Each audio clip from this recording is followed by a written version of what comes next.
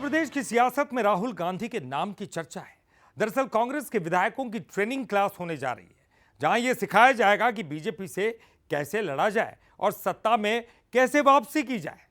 जी हां, 10 नवंबर को पचमढ़ी में लगने जा रही है राहुल गांधी की ये क्लास अब बीजेपी के निशाने पर आ गई है। मुझे लगता है राहुल गांधी अपनी जिंदगी में पहली बार यहाँ रुक रहे हैं और 30-32 साल से तो कांग्रेस को निपटा ही रहे हैं।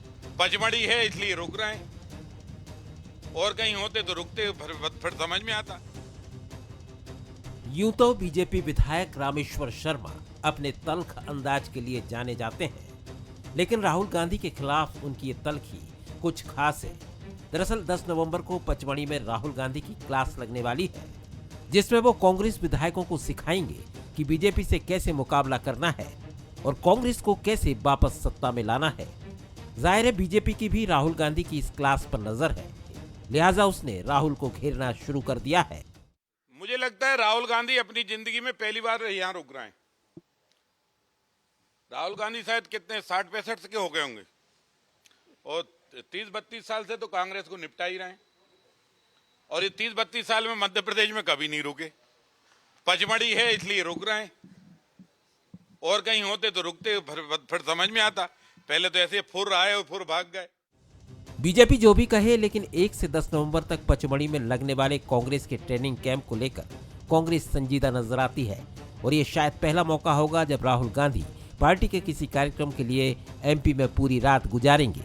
कांग्रेस के तमाम बड़े नेता इस कार्यक्रम को लेकर काफी उत्साहित नजर आते हैं और बीजेपी पर भी निशाना साध रहे हैं। राहुल जी के आने से जिलाध्यक्षों में तो उत्साह है, पूरी पार्टी आज उत्साह से लबरेज हो रही है। ना जाने क्यों भारतीय जनता पार्टी और रामेश्वर शर्मा जी को पेट में दुखने लग गया। तो क्या राहुल जी आएंगे तो रामेश्वर शर्मा से पूछ के आएंगे और उनकी उपयोगिता क्या वो तय करेंगे कि हमारे लिए वो कितने उपयोगी हैं और उनका क्या वो वजूद है। मध्य प्रदेश में भले ही बीजेपी करीब 2 दशकों से सत्ता में काबिज हो, लेकिन कांग्रेस समय समय पर उसे चुनौती देती रही है और 2018 में तो सत्ता भी छीन चुकी है। लेकिन संगठन के स्तर पर कहीं न कहीं कांग्रेस बीजेपी से पिछड़ जाती है, लिहाजा अब राहुल का फोकस उसी पर है। लेकिन इस मामले में बीजेपी हमेशा कांग्रेस से एक कदम आगे निकली है और ट्रेनिंग बीजेपी में रूटीन प्रक्रिया है।